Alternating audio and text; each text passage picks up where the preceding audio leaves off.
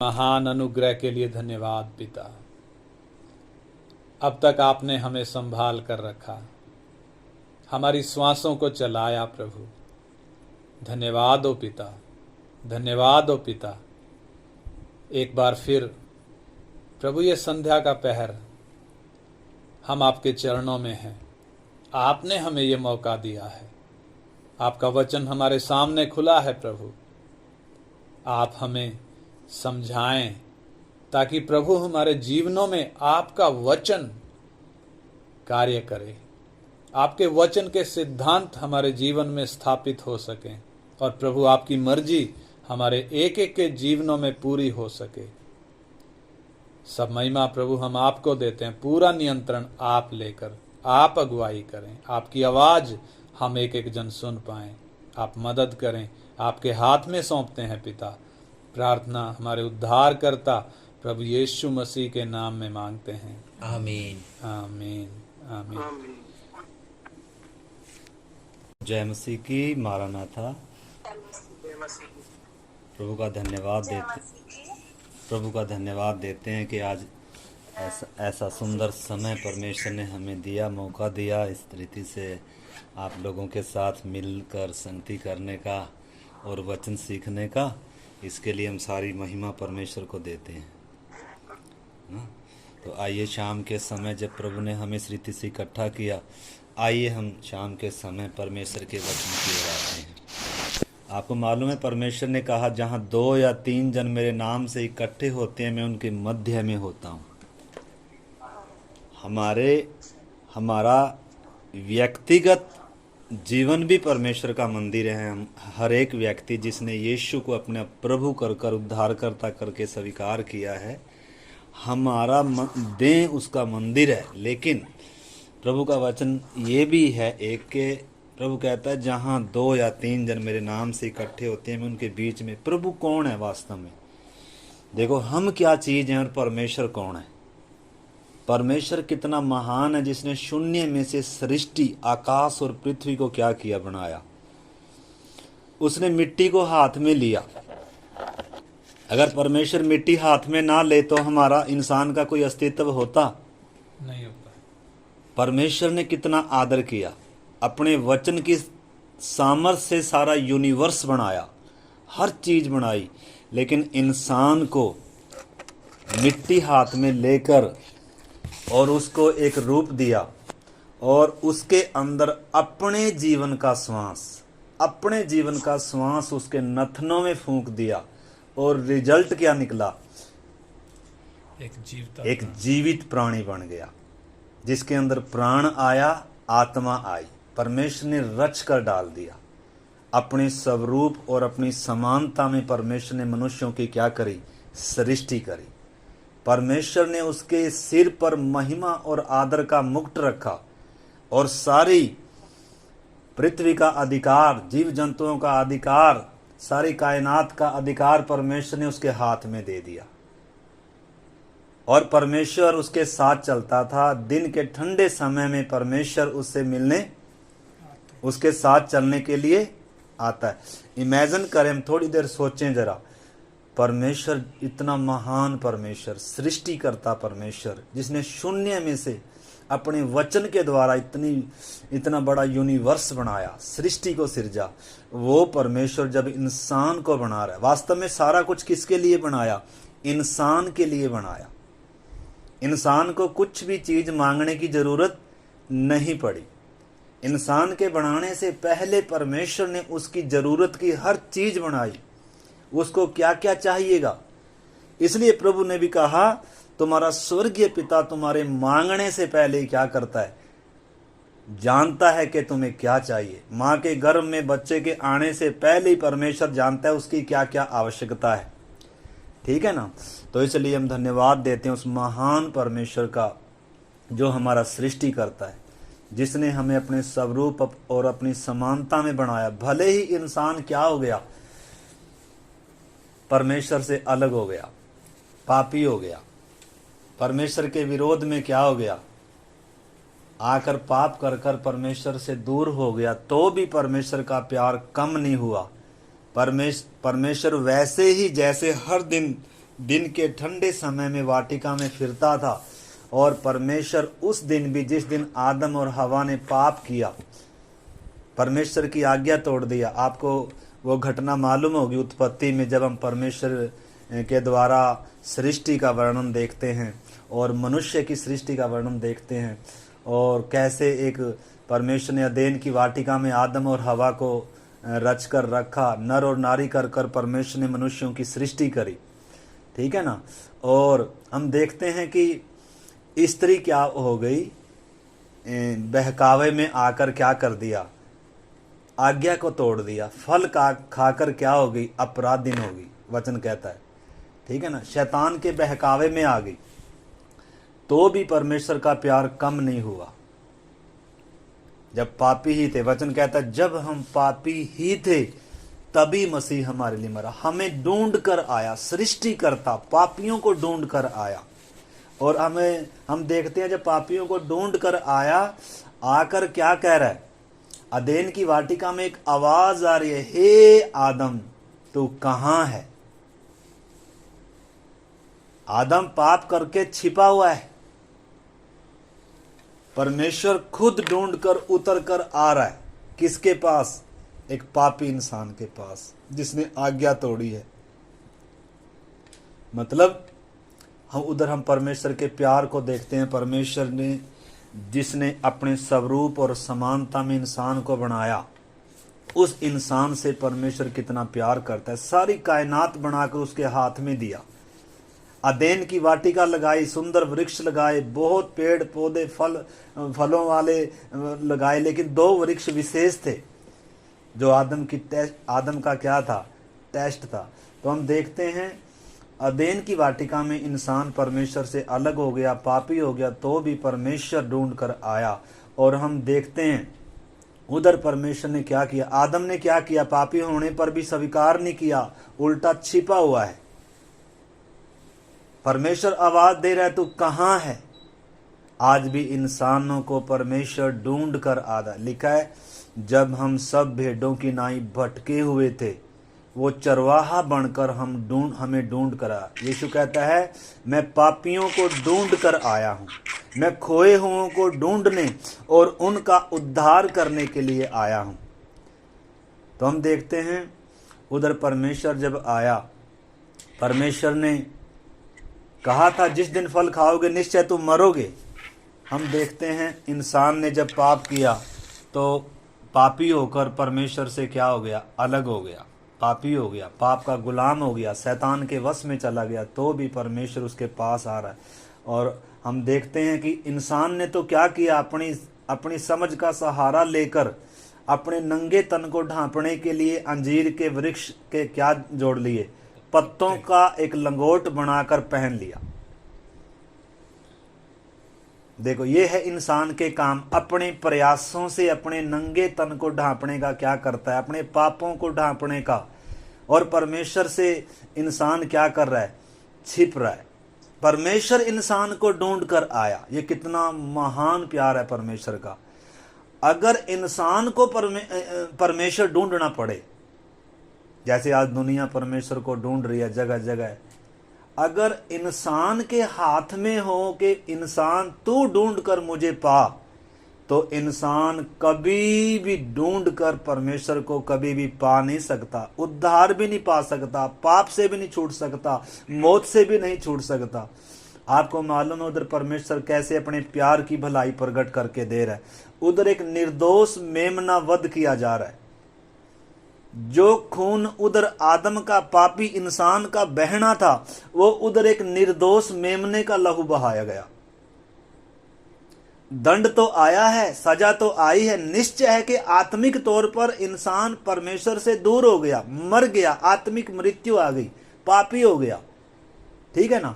परंतु हम देखते हैं शारीरिक तौर पर भी उधर लहू बहा है, परंतु वो लहू किसका बहा, वो एक निर्दोष जानवर का लहू बहा।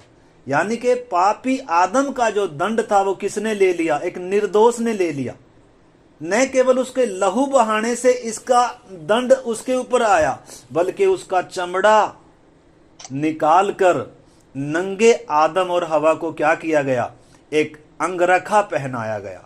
उनका नंगा तन ढांपा गया। यानी कि सुसमाचार उत्पत्ति में ही परमेश्वर ने स्पष्ट कर दिया कि इंसान के उद्धार के लिए इंसान अपने प्रयासों पर नहीं बल्कि परमेश्वर पर क्या है, निर्भर है। और परमेश्वर की ओर तूने क्या करना है, ताकना है।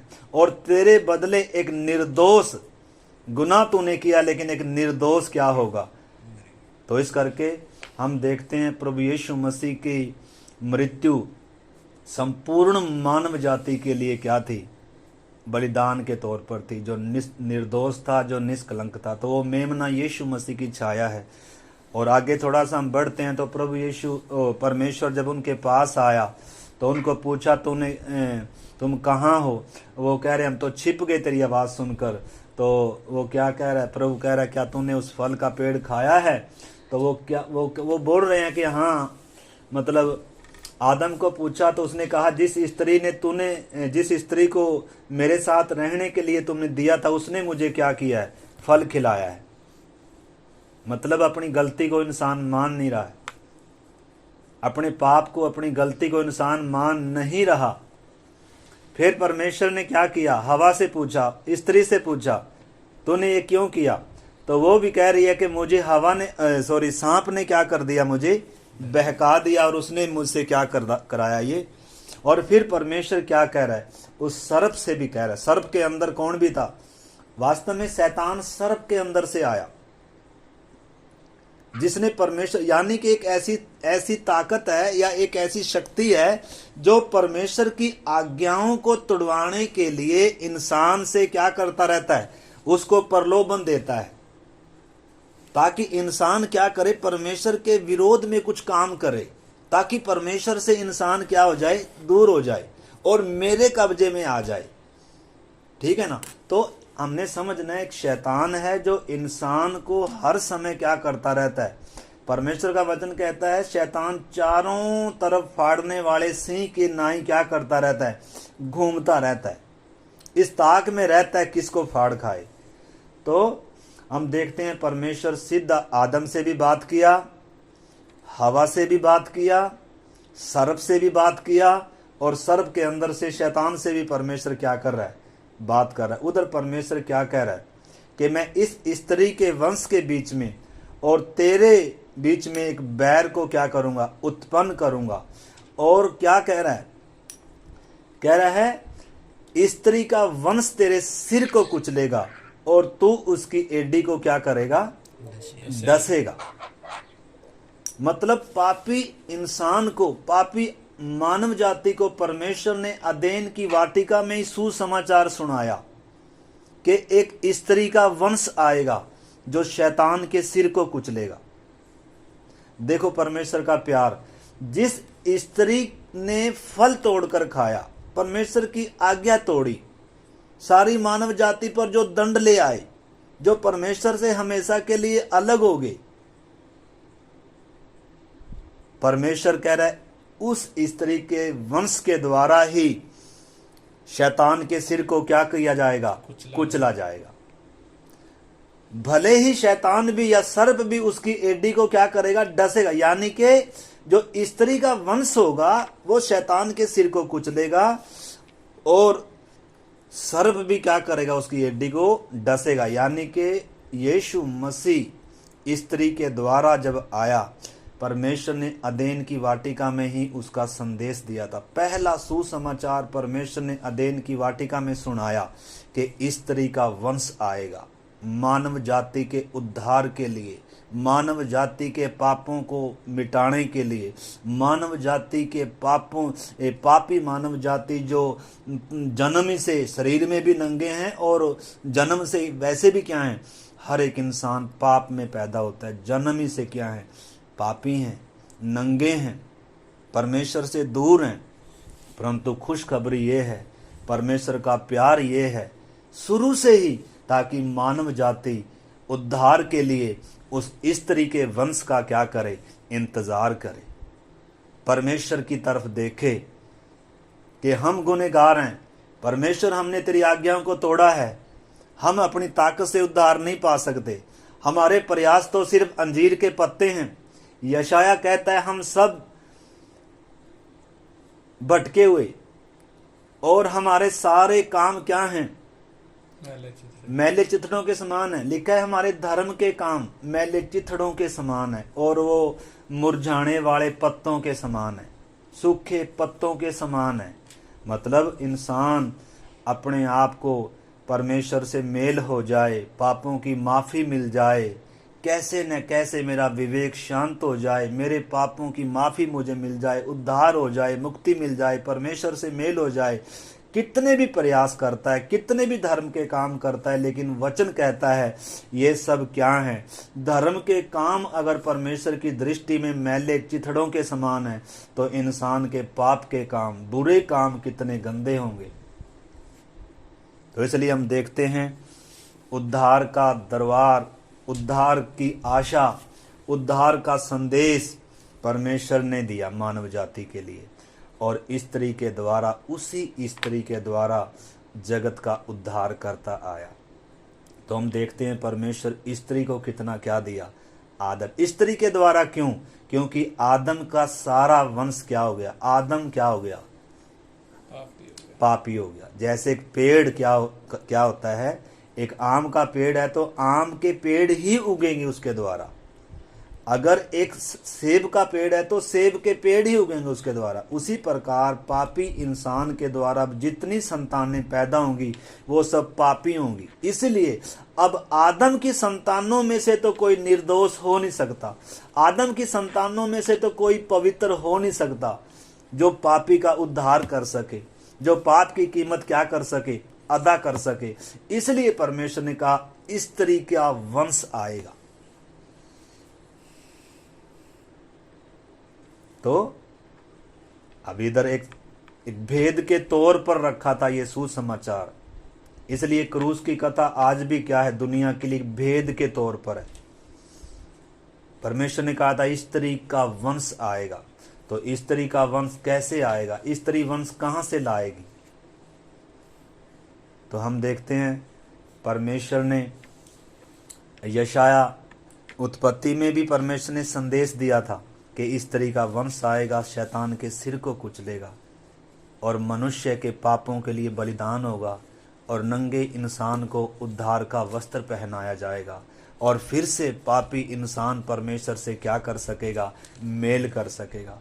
आपको मालूम है उधर हम देखते हैं परमेश्वर ने उनको अदेन की वाटिका से बाहर निकाल दिया, परंतु निकालने से पहले उनको वायदा दिया कि स्त्री का वंश आएगा, और उनको उनके अंजीर के पत्ते हटाकर उनको चमड़े के अंगरखे दिए। परमेश्वर कितना क्या करता है? प्यार करता है, परंतु धर्मी है, पवित्र है, न्यायी है, पाप को माफ कर नहीं सकता। इसलिए उधर लहू बहा है, इसलिए उधर एक जान गई है। वो संदेश था कि आने वाले समय में स्त्री का वंश संपूर्ण मानव जाति के लिए क्या देगा? पापों के लिए बलिदान होगा, सारी मानव जाति के लिए। तो हम देखते हैं परमेश्वर उत्पत्ति से ही ये संदेश मानव जाति को देता आया। ठीक है ना? तो यशाया की किताब और उसका 7 अध्याय, पहले आप उत्पत्ति 3 अध्याय का 15 वचन आप पढ़ सकते हैं, जहां परमेश्वर ने कहा स्त्री का वंश आएगा। स्त्री का वंश शैतान के सिर को, सर्प के सिर को कुचलेगा, और सर्प उसकी हड्डी को क्या करेगा? डसेगा, यानी कि उसे मरना पड़ेगा। आपको मालूम है परमेश्वर देहधारी होकर आया स्त्री के द्वारा। परमेश्वर स्वयं सृष्टिकर्ता परमेश्वर उस स्त्री के द्वारा, यानी कि स्त्री के गर्भ में कौन आया? सृष्टिकर्ता परमेश्वर आया। किसके लिए आया? ताकि पापी मनुष्य का उद्धार कराए, ताकि पापी मनुष्य को उद्धार का वस्त्र पहनाए, ताकि पापी इंसान का फिर से परमेश्वर से क्या कराए? मेल कराए। कितनी बातें हैं इसमें। तो इधर हम देखते हैं परमेश्वर उत्पत्ति से ही साफ संदेश था परमेश्वर का। उससे पहले हम देखते हैं उत्पत्ति 1:26 में परमेश्वर कहता है आओ हम इंसान को अपने स्वरूप में और अपनी समानता में बनाएं। यानी कि ये भी संदेश स्पष्ट है कि परमेश्वर ऐसा इंसान चाहता है जो परमेश्वर के स्वरूप में हो, जो परमेश्वर की समानता में हो, जो परमेश्वर की डील डोलता में हो। इसलिए अब वो भेद खुला है, मसीह में वो कुंजी खुली है सारी आकर। इसलिए परमेश्वर ने अपना आत्मा मनुष्य के अंदर डाला, पापों को माफ किया, अपना पुत्र उद्धार के दाम में दिया और अपनी आत्मा बयाने में उनके अंदर डाला। और अब परमेश्वर क्या कर रहा है, इंसान को अपने स्वरूप में और अपनी समानता में मसीह के डील डोलता में क्या करता जा रहा है, बनाता जा रहा है। उसके लिए पिता ने कीमत दिया, पुत्र परमेश्वर ने कीमत दिया और अब पवित्र आत्मा क्या कर रहा है, उसके लिए कीमत दे रहा है। तो इसलिए हम प्रार्थना के साथ इन संदेशों को क्या करें, सुने। परमेश्वर ने मनुष्य को कितने बड़े ऊंचे उद्देश्य से बनाया है। मिट्टी को जब हाथ में लिया था, उसका कितना ऊंचा इरादा था, कितने ऊंचे उद्देश्य से मिट्टी को हाथ में लिया था। इसलिए जब पापी हो गया तो भी परमेश्वर का प्यार कम नहीं हुआ। परमेश्वर ने अपने उद्देश्य को बदला नहीं है, उतर कर आ गया। और क्या कह रहा है, उस नंगा हो गया तो भी उसको वस्त्र पहनाया, वायदा दिया स्त्री के वंश को, स्त्री का वंश आएगा। तो हम देखते हैं ऐसे कर कर परमेश्वर शुरू से ही मानव जाति को बोलता आया, बताता आया भविष्यवाणियों के द्वारा। यशाया की किताब 7 अध्याय का 14 वचन हम पढ़ें।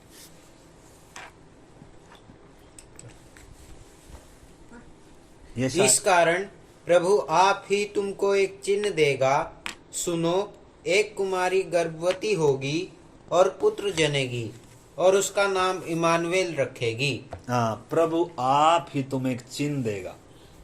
यानी कि मानव जाति को एक चिन्ह क्या था, वेद के तौर पर रखा था। ये परमेश्वर ने शुरू से ही उद्धारकर्ता को, स्त्री के वंश को, जो शैतान के सिर को कुचलेगा, जो संपूर्ण मानव जाति के लिए मरेगा, बलिदान होगा, जिसका लहू बहेगा, जिसके ऊपर पापी इंसान का दंड आएगा, जो पापी इंसान और परमेश्वर के बीच में मध्यस्थ होगा। उधर हम देखते हैं वाटिका में से जब बाहर निकाल दिया था परमेश्वर ने उनको, उधर एक करूब, तेजों में करूब, ज्वाला में तलवारों के साथ उधर क्या किए गए थे, नियुक्त किए गए थे, क्योंकि उधर एक जीवन का वृक्ष भी था। तो अब जीवन के वृक्ष के पास आना है अगर इंसान को, अगर जीवन पाना है, अगर परमेश्वर से मेल करना है, तो ये असंभव था। क्योंकि उधर क्या थी, ज्वाला में तलवार परमेश्वर ने नियुक्त किया था।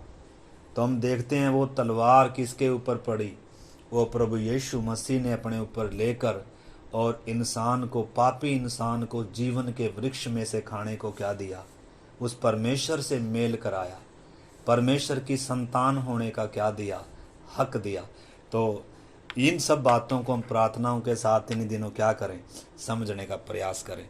तो इसलिए आइए हम यशाया जो 7 का हमने 14 पढ़ा, उसमें क्या लिखा है, प्रभु आप ही तुम एक चिन्ह देगा। देखो एक कुंवारी क्या होगी, गर्भवती होगी और पुत्र जनेगी और उसका नाम क्या रखेगी, इमानुएल। इमानुएल का मतलब परमेश्वर हमारे साथ। कौन, परमेश्वर। कोई गुरु नहीं, कोई नबी नहीं, या कोई और कोई अवतार नहीं, बल्कि स्वयं परमेश्वर हमारे साथ।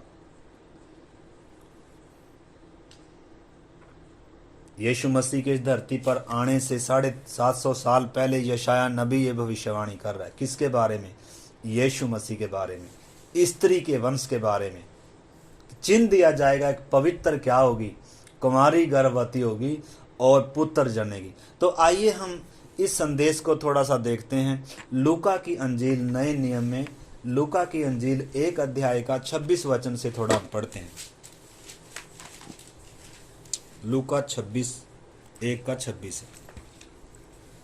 6वें महीने में परमेश्वर की ओर से जिब्राइल स्वर्गदूत गलील के नासरत नगर में एक कुंवारी के पास भेजा गया, जिसकी मंगनी यूसुफ नामक दाऊद के घराने के एक पुरुष से हुई। उस कुंवारी का नाम मरियम था। स्वर्गदूत ने उसके पास भीतर आकर कहा, आनंद और जय तेरी हो, जिस पर ईश्वर का अनुग्रह हुआ है, प्रभु तेरे साथ है। हाँ, तो इधर हम देखते हैं स्वर्ग की ओर से संदेश आ रहा है। जब समय पूरा हुआ, जब स्त्री के वंश ने आना है। आपको मालूम है उसमें गलातियों की पत्री 4 अध्याय का जब 4 वचन हम पढ़ते हैं उसमें लिखा जब समय पूरा हुआ तो परमेश्वर ने अपने पुत्र को भेजा जो स्त्री से जन्मा। मतलब स्त्री को परमेश्वर ने कितना बड़ा क्या दिया है, सौभाग्य दिया है, कितना बड़ा आदर दिया। स्त्री अपने आप को कम ना समझे, स्त्री के द्वारा जगत का उद्धार करता आ रहा है, इंसान के द्वारा नहीं आ रहा है, पुरुष के द्वारा नहीं आ रहा है। पुरुष का बीज नहीं है, पुरुष का वंश नहीं कहलाएगा। किसका वंश कहलाया? स्त्री का वंश। देखो परमेश्वर जब पृथ्वी पर आ रहा है मनुष्य के उद्धार के लिए इंसान बनकर, तो स्त्री का वंश कहलाया। आपको मालूम है इधर जो एक हम घटना देखते हैं, नासरत नगर में एक कुंवारी की घटना है। यहूदी समाज में जिनको परमेश्वर ने अपनी व्यवस्था दिया था, जो परमेश्वर की व्यवस्था के अनुसार चलने वाले थे, तो उधर उन लोगों में एक लड़की कुंवारी कन्या, उसके पास एक स्वर्गदूत आकर कहता है, ये बात बता रहा है। क्या कह रहा है? कि तू गर्भवती होगी और पुत्र जनेगी। स्वर्गदूत ने उसके पास भीतर आकर कहा, आनंद और जय तेरी हो जिस पर ईश्वर का अनुग्रह हुआ है, प्रभु तेरे साथ है। वह उस वचन से बहुत घबरा गई।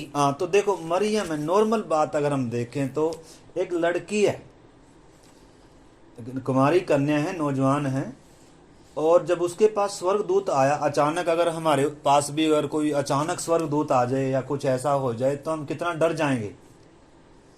मतलब एकदम क्या होगा, हमारी तरह की इंसान है वो भी, लड़की है वो भी।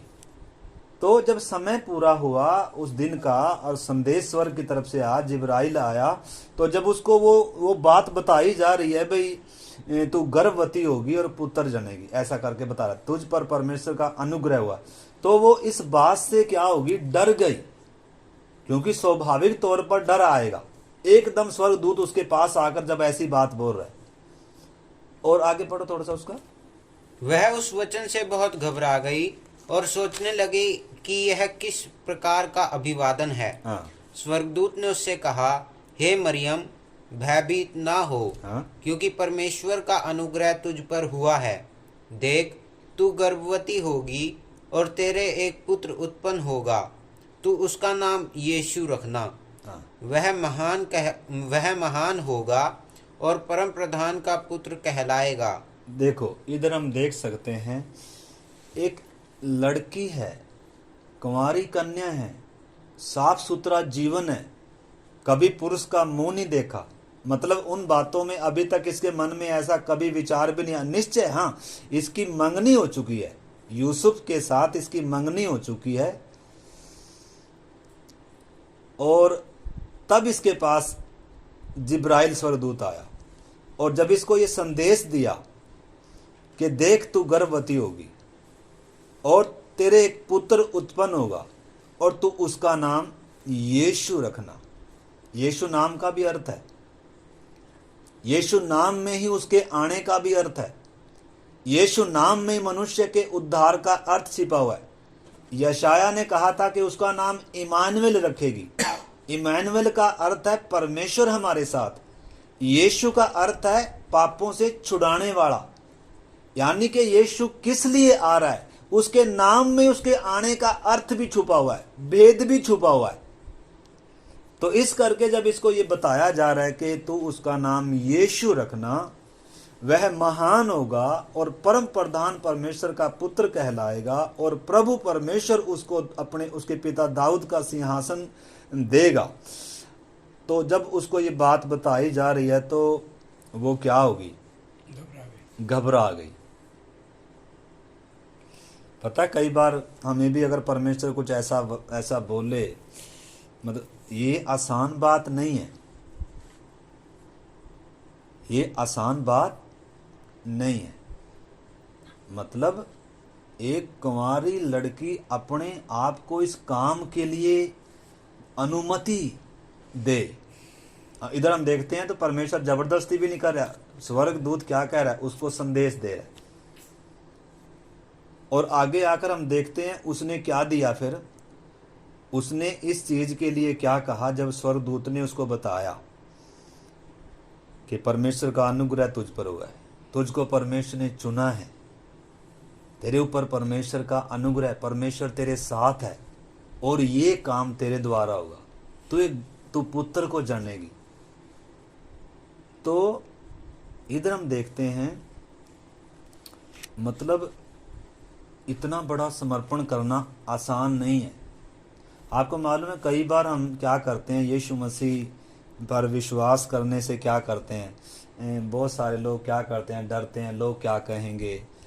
या आपको मालूम है, देखो यीशु मसीह इस पात्र के द्वारा सारा जगत उद्धारकर्ता को देखेगा, सारे जगत के लोग उद्धार पाएंगे। वो है इसके सामने बड़ी खुशी। मेरे साथ जो मर्जी हो, मतलब अपनी इसको क्या नहीं है, अब परवाह नहीं है। अपनी कोई परवाह नहीं है।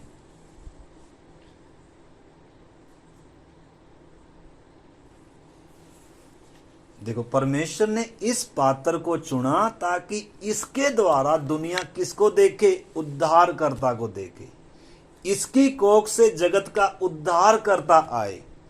इस पात्र को चुना परमेश्वर ने।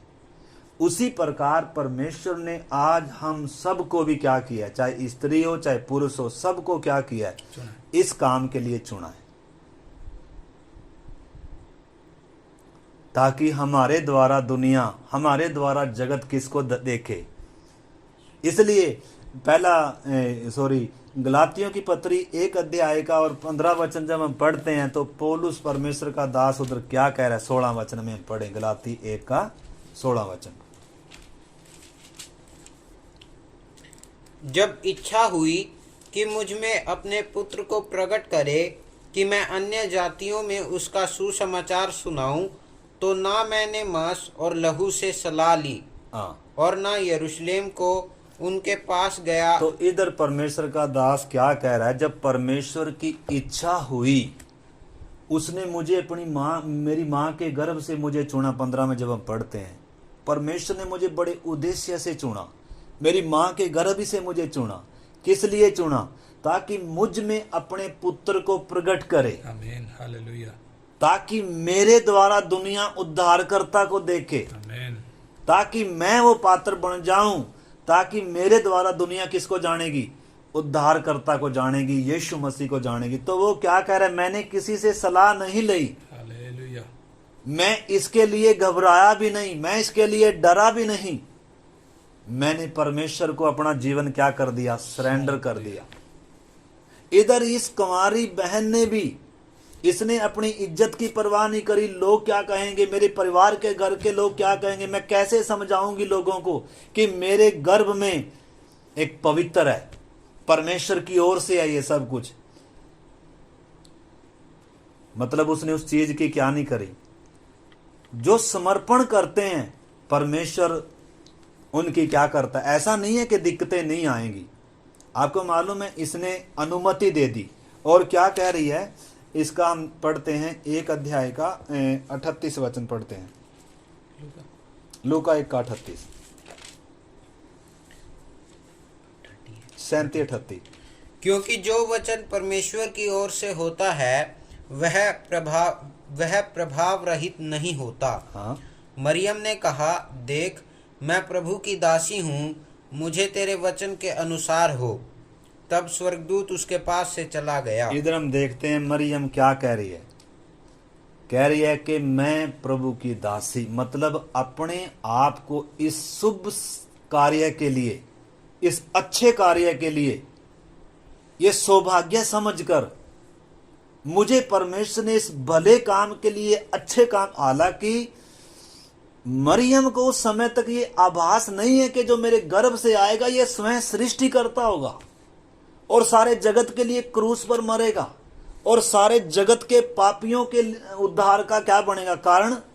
वो तो एक आम, उसको एक व्यक्ति समझकर, जैसे इजराइल में महाराजा आए होते थे, राजा होते थे या विशेष कोई व्यक्ति होते थे, तो ऐसे शायद उसके मन में, मतलब उसको इस चीज का तो पूरा अभी तक आभास भी नहीं था कि जो मेरे गर्भ में आएगा ये वास्तव में सृष्टिकर्ता परमेश्वर है और सारे जगत के उद्धार के लिए आएगा। लेकिन तो भी जितना उसको मालूम हुआ, उसने परमेश्वर के वचन के अनुसार अपने आप को क्या कर दिया, समर्पण कर दिया कि मैं परमेश्वर की दासी हूं और मुझे परमेश्वर के वचन के अनुसार क्या हो, यानी कि अपना गर्भ, अपना मन, अपना जीवन किसके लिए दे दिया, वचन के लिए दे दिया, यीशु के लिए दे दिया। अब चाहे निंदा आए, अब चाहे बदनामी आए, उसने इस चीज की क्या नहीं करी, परवाह नहीं करी। हम कई बार परवाह करने लग जाते हैं, पड़ोसी क्या कहेंगे, लोग क्या कहेंगे, मेरे घर के लोग क्या कहेंगे, मतलब मुझे चुना किसने है और किस लिए चुना है। मेरा सौभाग्य सृष्टिकर्ता परमेश्वर, सृजनहार परमेश्वर, जिसने शून्य में से आकाश और पृथ्वी को बनाया, उसकी दृष्टि मेरे ऊपर हुई है। आपको मालूम है, इधर हम मरियम को देखते हैं, वो इधर एक गीत गा रही है। इसका हम 1 अध्याय का 46 वचन से। तब मरियम ने कहा, मेरा प्राण प्रभु की बड़ाई करता है और मेरी आत्मा मेरे उद्धार करने वाले परमेश्वर से आनंदित हुई। देखो, वो ये चिंता नहीं कर रही है कि मैं कुंवारी होते हुए जब मैं गर्भवती होंगी तो मेरे परिवार के लोगों को मैं कैसे बताऊंगी, क्योंकि परमेश्वर सब के ऊपर थोड़ा प्रकट कर रहा है इस बात को।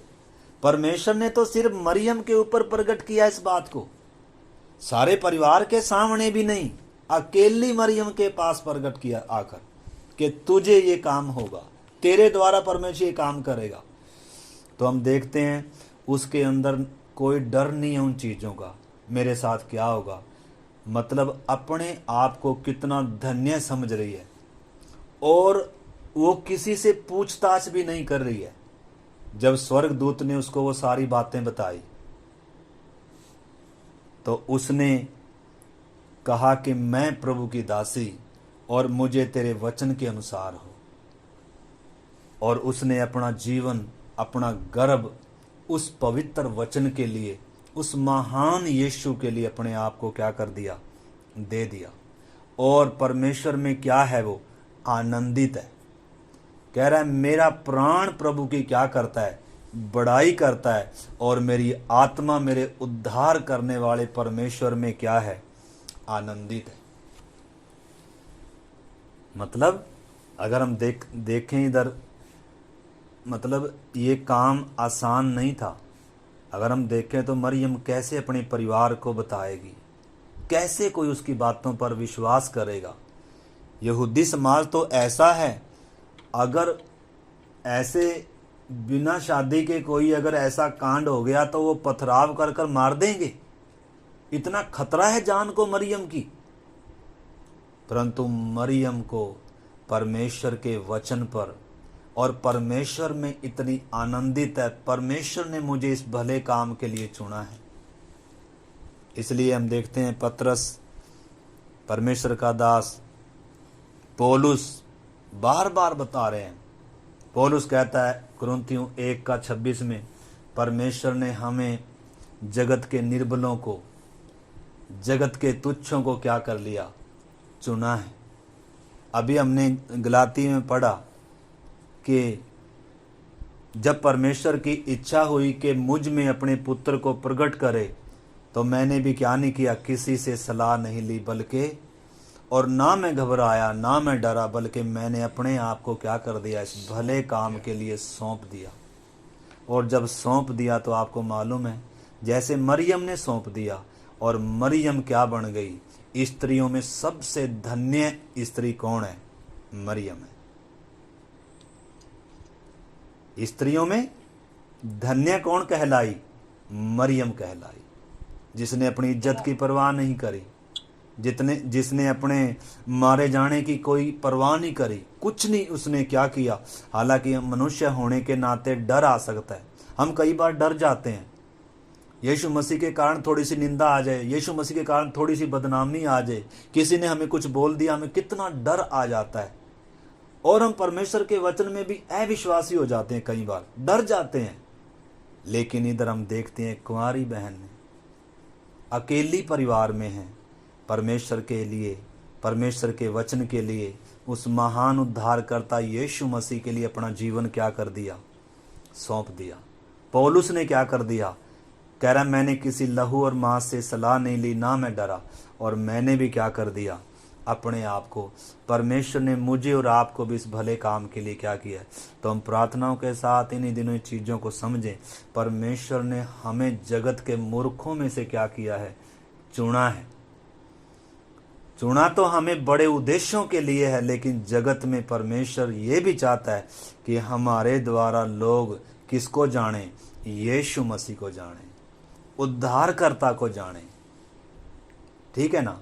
तो इस करके हम परमेश्वर के वचन से उन बातों को देखते हैं। तो आगे प्रभु की मर्जी है तो इन बातों को और हम सीखेंगे। आज एक छोटी सी घटना में पढ़कर और हम फिर प्रार्थना करेंगे। मरकुस की किताब में से 16 अध्याय में से घटना पढ़ेंगे और उसके बाद क्या करेंगे, हम प्रार्थना करेंगे। मरकुस की अंजील और उसका 16 अध्याय एक वचन से हम पढ़ेंगे। जब सब्त का दिन बीत गया तो मरियम मगदलीनी और याकूब की माता मरियम और सलोमी ने सुगंधित वस्तुएं मोल ली कि आकर उस पर मले।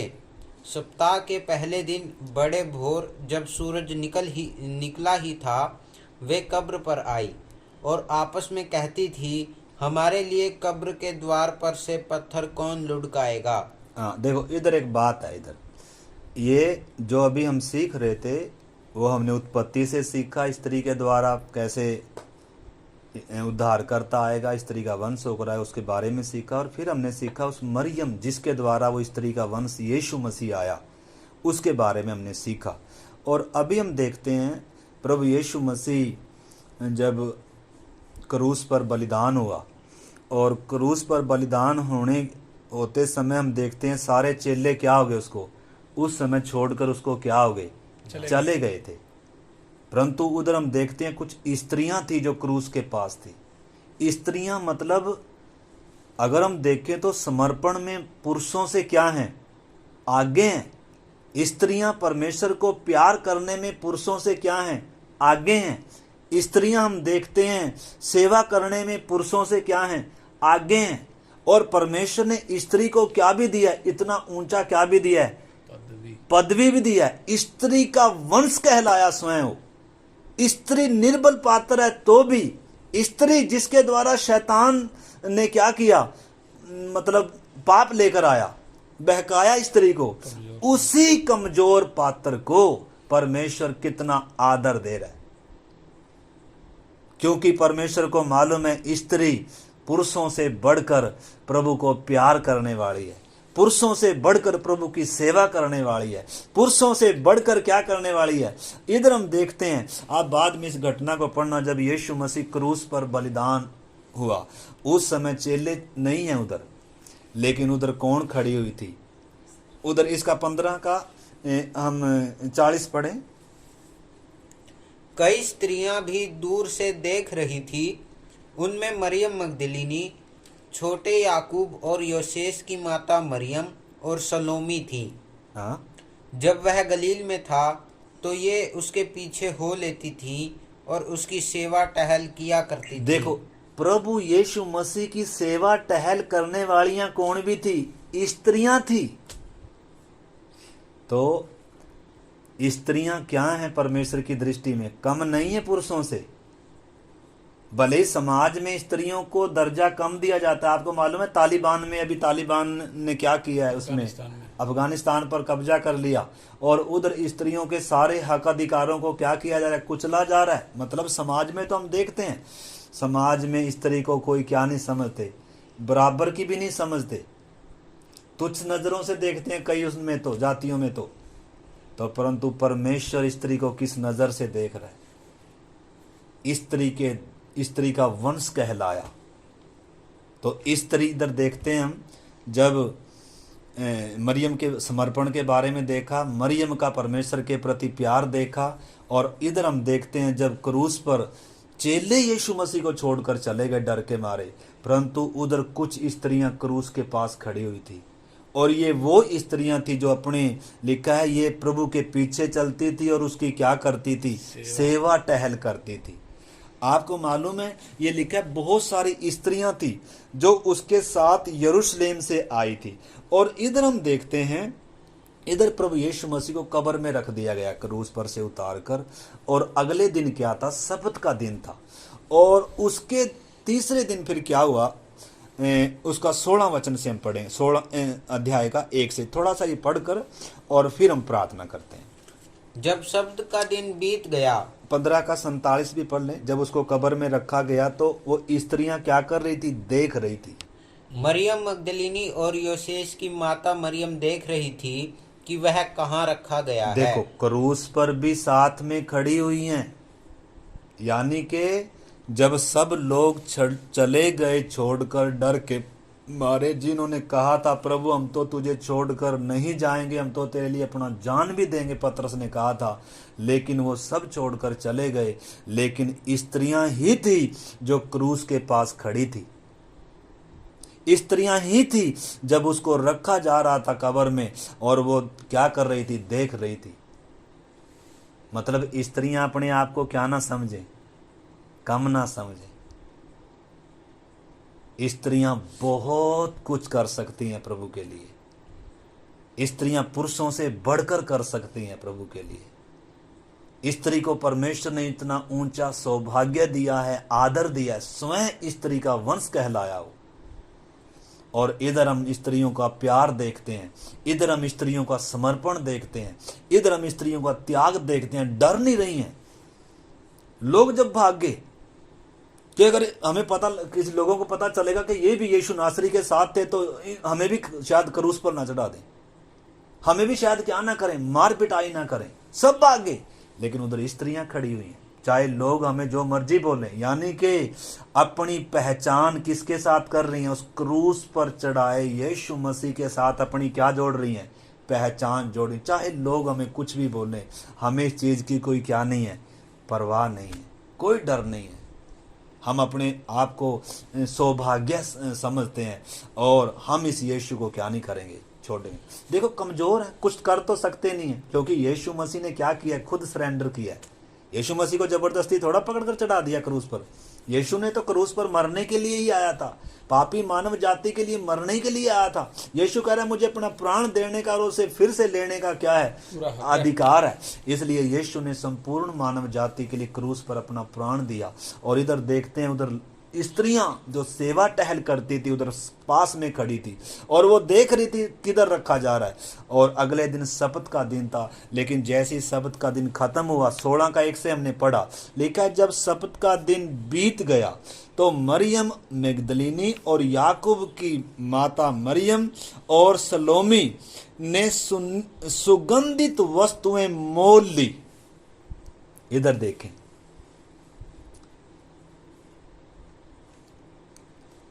सुगंधित वस्तुएं मोल ली इन्होंने, और क्या कर रही हैं, सब्त का दिन जब बीत गया तो अगले दिन लिखा है मोल ली कि आकर उसके ऊपर मलें। सप्ताह के पहले दिन बड़े भोर जब सूरज निकला ही था तो वे कब्र पर आई। किधर आ रही हैं, कब्र के पास आ रही हैं। सुबह सुबह क्या लेकर, मोल लेकर, इतर सुगंध द्रव्य लेकर आ रही हैं। किस लिए, कि उसके ऊपर मलेंगे हम। लेकिन उनके मन में एक डाउट था, उनके मन में एक शक था, एक दुविधा थी। क्या शक था, क्योंकि उन्होंने देखा था जब कब्र में रखा तो बहुत भारी क्या रखा हुआ था, पत्थर रख दिया। तो इसलिए वो क्या कह रही थी, थोड़ा आगे पढ़ो उसका। सप्ताह के पहले दिन बड़े भोर जब सूरज निकला ही था, वे कब्र पर आई और आपस में कहती थी, हमारे लिए कब्र के द्वार पर से पत्थर कौन लुढ़काएगा। आप इधर एक थोड़ी देर रुक जाएं। आप देखो, उनके अंदर भी क्या था, एक एक सवाल था, एक शक था, एक बड़ा पत्थर है, भारी पत्थर है, कौन हमारे लिए उसको लुढ़काएगा। आज हो सकता है आपके जीवन में भी कोई बहुत बड़ा पत्थर हो, बहुत बड़ी रुकावट हो, आपके मन में भी सवाल हो, ये बड़ा पत्थर कौन लुढ़काएगा, मेरे जीवन में इतनी बड़ी समस्या, इसको कौन खत्म, ये कैसे जाएगी। बहुत सारे सवाल हो सकते हैं हमारे सामने भी। इनके सामने भी एक बहुत बड़ा पत्थर है, इनके अंदर भी एक चिंता है कि हमारे लिए उसको कौन लुढ़काएगा। क्या आज हमारे अंदर किसी के अंदर ऐसी बात है? कोई हमारे सामने कोई पत्थर होगा, हमारे सामने कोई बड़ी मुसीबत होगी, मेरे जीवन में से ये मुसीबत कैसे हटेगी, कौन मेरे जीवन में से ऐसा ये बड़ा पत्थर हटाएगा। आपको मालूम है, ऐसी बैठकर ये सोच उधर बैठी नहीं रही, ऐसी बात बोलकर उधर भले ही शक था तो भी लिखा है ये क्या कर रही हैं, कब्र पर गई। और आपको मालूम है, जब ये विश्वास के साथ जा रही हैं, इनके कदम रुके नहीं, ये घर में बैठी नहीं रही, ये लेट भी नहीं हुई, सुबह भोर को सुगंध द्रव लेकर, ये सवाल मन में है तो भी विश्वास के साथ ये क्या कर रही हैं, जा रही हैं। आपको मालूम है, जो ऐसे विश्वास से कदम उठाने वाले लोग हैं, उनके लिए स्वर्ग सारे पत्थरों को क्या करता है, हटा कर देता है।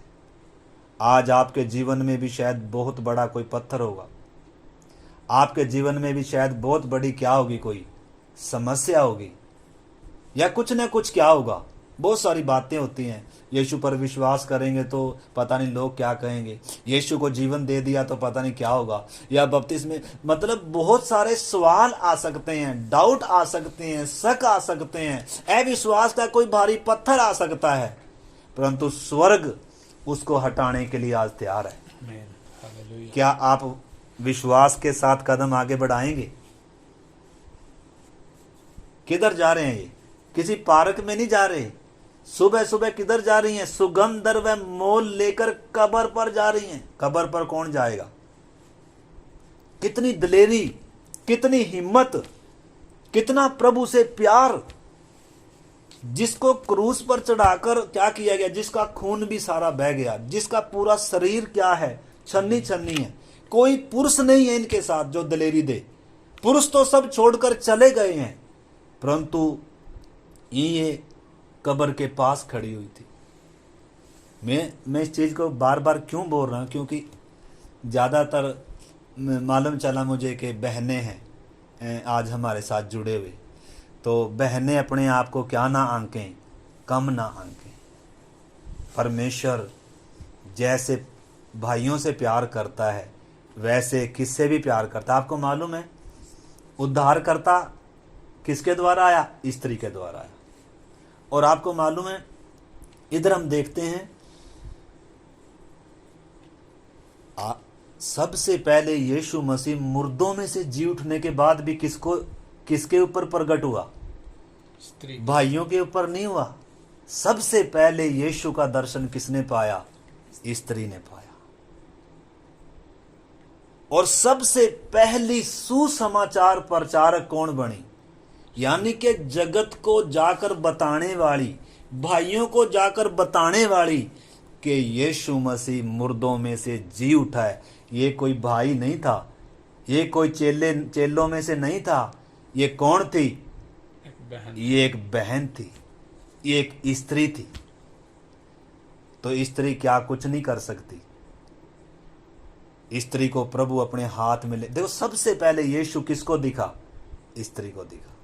तो ये बहुत सारी बातें हैं, प्रार्थना के साथ आने वाले दिनों में आप इनको सुनेंगे, समझेंगे, सीखेंगे। ठीक है, अभी हम प्रार्थना करने जा रहे हैं। तो इधर हम देखते हैं, इधर उनके अंदर जो बड़ा डाउट था तो भी वो विश्वास में निर्बल नहीं हुई, उनके पांव पीछे नहीं खींचे, कोई उनके साथ चलने वाला नहीं था। हमारे साथ पता है, कई बार कोई प्रार्थना में चलने वाला ना हो, कोई घर में पुरुष ना हो, तो कितनी चिंता हो जाती है बहनों को। हाय, हम तो मतलब लेडीज हैं, क्या कर सकती हैं। मतलब अपने आप को क्या ना समझें, कमजोर ना समझें। आप विश्वास में क्या ना बने, निर्बल ना बने। आप ही हैं जिसको परमेश्वर ने क्या किया, इस भले काम के लिए चुना है। क्या आज विश्वास से कदम बढ़ाएंगे आप?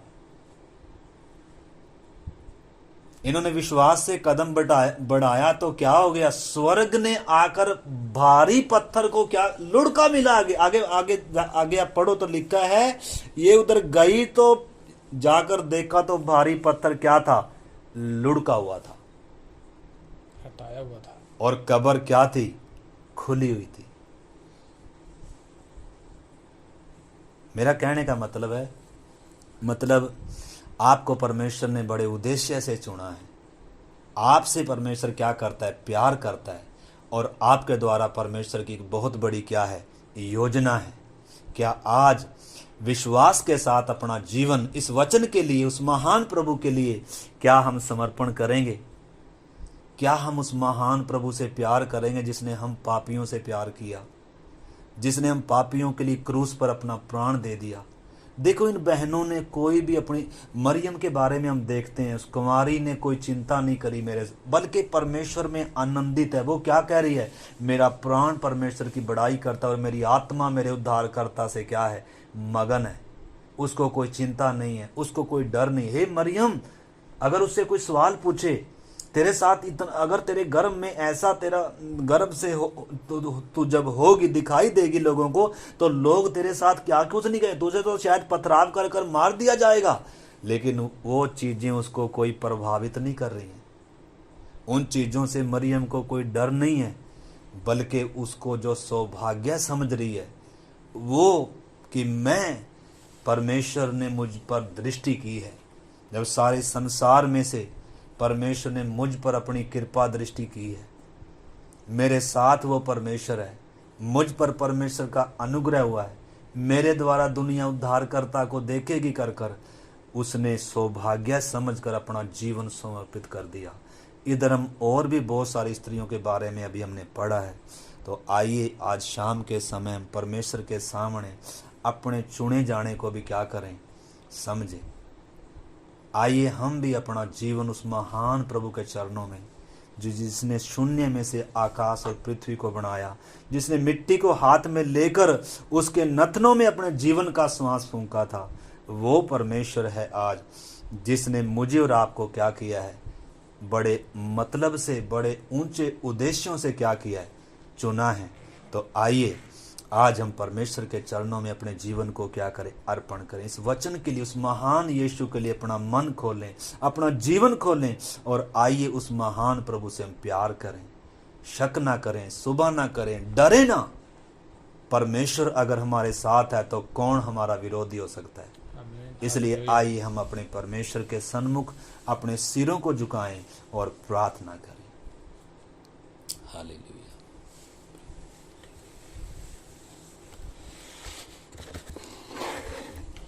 Hallelujah, hallelujah. धन्यवाद, धन्यवाद पिता का, धन्यवाद जिसने अपने आत्मा के द्वारा अपने वचन में से बहुत सी बातें हमें खोलकर समझाई, कि हम जो उसका वचन सुन रहे हैं उस सत्य को जाने, उस सच्चाई को जाने। परमेश्वर ने जो हमारे लिए रखा है, परमेश्वर ने हमारे जीवन से जो निर्धारित किया हुआ है, जो ठाना हुआ है, जो सोचा हुआ है कि वो हमारे द्वारा कुछ करेगा, जैसे मरियम के द्वारा किया, उस स्त्री के द्वारा किया जो एक निर्बल पात्र थी। अदन की वाटिका में शैतान ने पुरुष पर हमला नहीं किया, क्योंकि शायद उसको लगा होगा कि वो मेरी बातों में नहीं आएगा। उसने स्त्री को कमजोर समझकर उस पर हमला किया, उसको अपने जाल में फंसाया। परमेश्वर को देखिए आप, परमेश्वर कहता है यही कमजोर स्त्री जिसको तूने कमजोर समझा है, इसी स्त्री के द्वारा तेरे सिर को कुचला जाएगा। इसी स्त्री के द्वारा जगत का उद्धार करता आएगा। और हम देखते हैं, पूरा बाइबल में हम देखते हैं परमेश्वर ने किस तरीके से स्त्रियों को अपनी महिमा के लिए इस्तेमाल किया है। Hallelujah, hallelujah, hallelujah. प्रभु का धन्यवाद हो। हमें भी सौभाग्य मिला है उसका सुसमाचार सुनने के लिए, उसकी आवाज सुनने के लिए, उसका वचन सुनने के लिए परमेश्वर ने हमें भी सौभाग्य दिया है। और परमेश्वर की बड़ी योजना है हमारे जीवन से कि परमेश्वर हमारे द्वारा भी अपने पुत्र को प्रकट करे। हालेलुया। हम एक एक के जीवन से परमेश्वर चाहता है कि उसके पुत्र को वो प्रकट करे। इसलिए पौलुस कहता है कि मैं जच्चा किसी पीड़ाएं सहता हूं जब तक तुम में मसीह का रूप ना बन जाए। परमेश्वर चाहता है कि हम में अपने पुत्र का स्वरूप देखे। दुनिया हमारे द्वारा यीशु को जाने, दुनिया हमारे द्वारा उद्धारकर्ता के पास आए। इसलिए प्रभु यीशु मसीह ने कहा, तुम जगत की ज्योति हो, तुम जगत की ज्योति हो, और तुम्हें टेढ़े और हठीले लोगों के बीच में रखा गया है ताकि तुम उनके बीच में जीवन का वचन लेकर जलते दीपक के समान नजर आओ।